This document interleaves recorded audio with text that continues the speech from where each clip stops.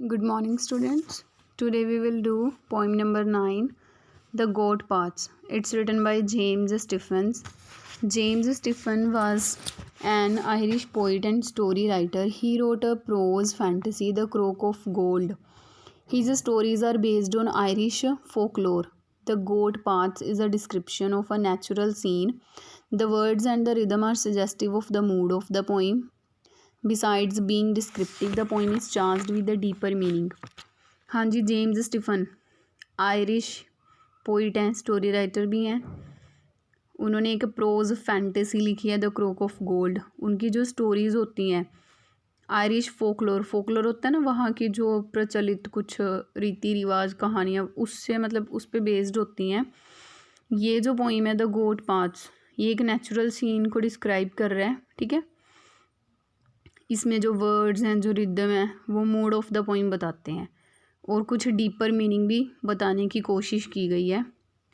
The crooked paths go every way upon the hill, they wind about through the heather, in and out of a quiet sunniness, and the goats day after day stray in sunny quietness, cropping here and cropping there as they pause and turn and pass, now a bit of heather spray, now a mouthful of the grass. हाँ जी, देखो इसमें हमें goats के बारे में बात हो रही है कि वो जो डेली हैं टेढ़े मेढ़े रास्ते से होकर पहाड़ी पे जाती हैं, हिल पे जाती हैं. ठीक है, क्या करती हैं वो, मतलब झाड़ियों से, ठीक है, नीचे उगे हुए जो छोटे छोटे पेड़ पौधे हैं उस वहाँ पे चुपचाप चली जाती हैं, इधर उधर घूमती रहती हैं. ठीक है, धूप में भी फिरती रहती हैं, घास को खाती हैं, कभी रुक जाती हैं, फिर मुड़ के घूमती हैं और कभी दोबारा घास को खाना स्टार्ट कर देती हैं. नेक्स्ट क्या है, in the deeper sunniness, in the place where nothing stirs quietly, in quietness, in the quiet of the firs, they stand a while, they dream, they lie, they stare upon the roving sky. क्या होता है, deeper सनीनेस, काफ़ी धूप में. ठीक है, ऐसी place पे जहाँ पे कोई हलचल नहीं होती. क्वाइटनेस मतलब चुपचाप शांति होती है. वहाँ पे वो क्या करती हैं, झाड़ियों के पास थोड़ी देर रुकती हैं. ठीक है, ड्रीम्स सपने देखती हैं, लेट जाती हैं. स्टेयर मतलब घूरना आकाश को. ठीक है, रोविंग स्काई मतलब बादल जैसे उसमें घूम रहे हैं, उनको देखती रहती हैं.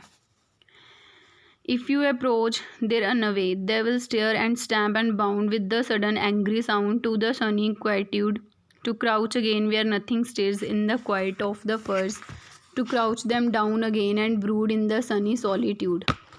अगर आप क्या करोगे, उनके पास जाने की कोशिश करोगे तो वो भागेंगी. ठीक है, फिर आपको घूर के देखेंगी, हो सकता है गुस्से से थोड़ा उछलें. ठीक है, फिर उसके बाद किसी शांत प्लेस पे चली जाएंगी. ठीक है, उसके बाद क्या करेंगी, वहाँ पे मतलब वो वहीं ठहरेंगी जहाँ पे कोई हलचल नहीं है. ठीक है, हो सकता है झाड़ियों के पीछे थोड़ा झुक जाएं.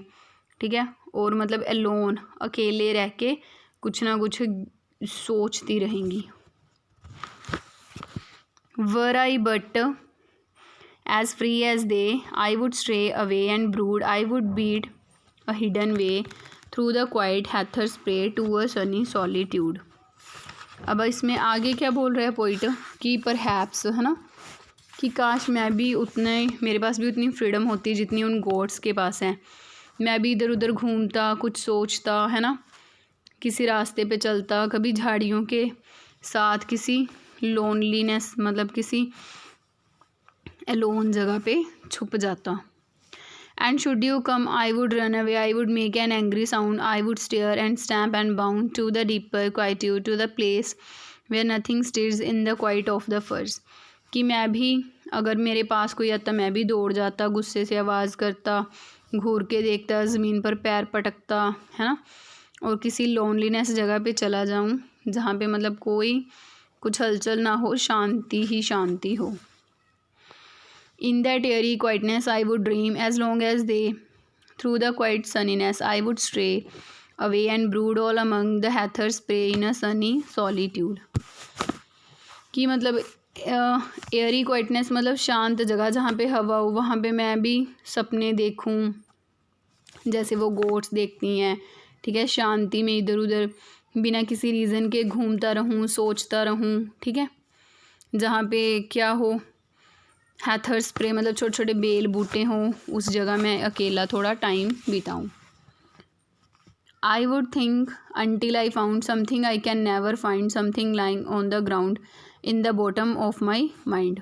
कि मैं उतनी देर सोचता रहूँ जितनी देर मैं कुछ मतलब ढूंढ नहीं लेता, है ना, कोई ऐसी चीज़ जिसको किसी ने ना ढूंढा हो, ठीक है, कुछ ऐसा जो मतलब काफ़ी मतलब ज़मीन ग्राउंड पे ना गहराई से मतलब अपने माइंड में सोचते सोचते कि मैं कुछ ढूंढ लूँ। तो मतलब अल्टीमेटम क्या है कि जो गोट्स के बारे में डिस्क्राइब किया गया है, तो पोइट भी वैसी फ्रीडम चाहता है जैसी गोट्स के पास है। ओके।